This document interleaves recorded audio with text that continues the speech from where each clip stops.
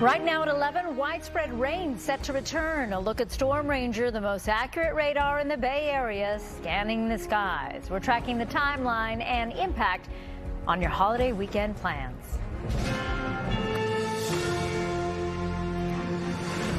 Good morning and thanks for joining us. I'm Laura Garcia. And I'm Marcus Washington. Our team coverage on these incoming back-to-back storms starts now.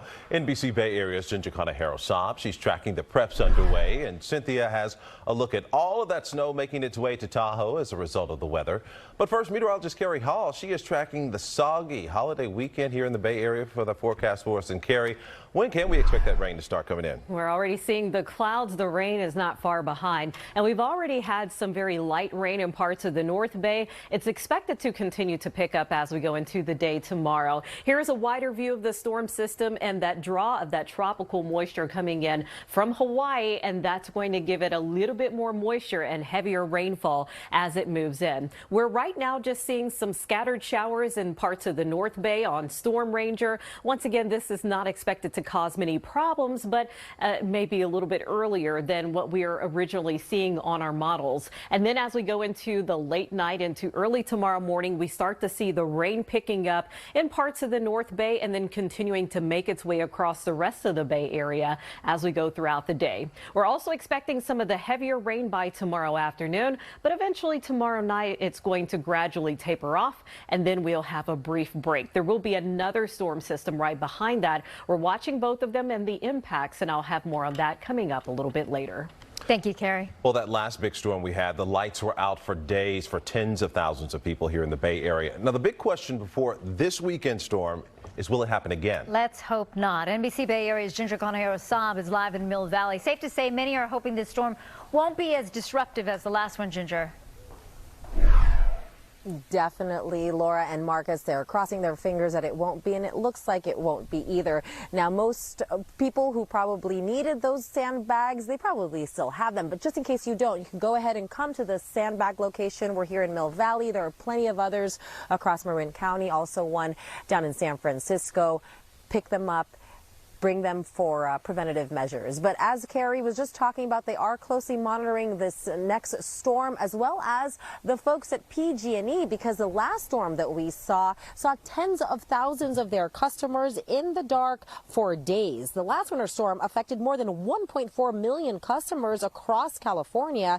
Now, it was deemed the largest single storm producing multiple outages in nearly 30 years. Now, the problem that last time, those gusts caused a lot of damage. This time around, PG&E says they are focused on the peninsula, which they expect to see more rain than other parts of the Bay Area, but they are not expecting the same impact as the storm earlier in the month. Nonetheless, they are not taking any chances. We are tracking this. Weather tends to be fluid, so we're going with the flow, but we are ready. We do have crews that will be prepared for the possibility of outages. We've stockpiled equipment into our yards so that we're ready if we see any impact to our equipment. So they are prepared. Here are some tips to keep you prepared for possible outages. Have fresh batteries and flashlights. Do not use candles for safety reasons. Charge your equipment, cell phones, laptops, just in case in advance. And if you do experience a power outage, keep freezer and refrigerator doors shut. Also, very important, stay away from low or downed power lines. If you do see a low or down power line, go ahead and call 911 or PG&E to report it. Now, we talked about the sandbag locations. Aside from the ones here in Marin and across the Bay Area, there's also one in San Francisco. The Department of Public Works says that's open already today until 2 p.m., back open tomorrow from 8 to 2. So go pick up your sandbags and help prepare for the storm. Guys, back to you. Yeah, they're very useful. Trust me. I've been in that situation. Okay. Well, hopefully you're prepared this time. As we've been talking about this next round, it's certainly on its way.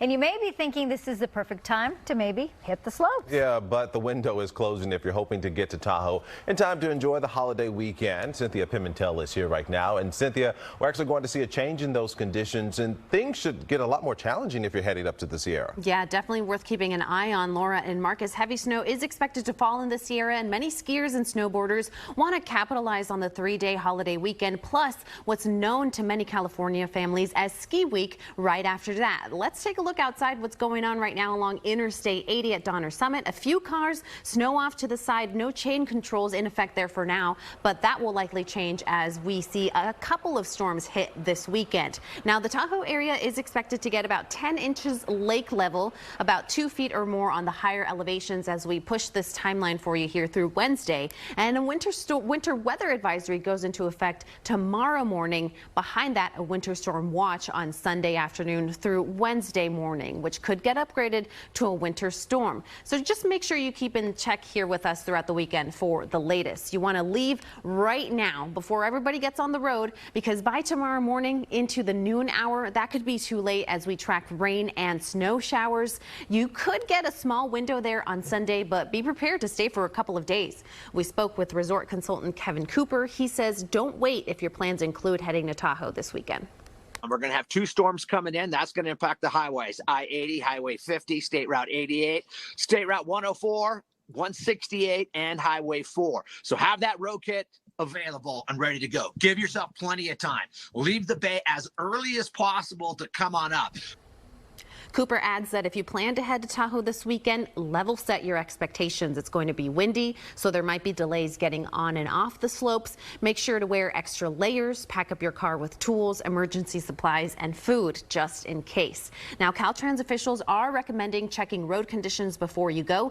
Yesterday, we told you a story of drivers getting caught off guard by treacherous conditions on Wednesday night. We don't want that to happen to you, so you might have to end up paying extra for chains and installments if you do go unprepared. Ahead of time, it's a good idea to practice putting those chains on your tires if you've never done it before. I think the best window to return now, Marcus and Laura, back to the Bay Area is on Wednesday. Back to you.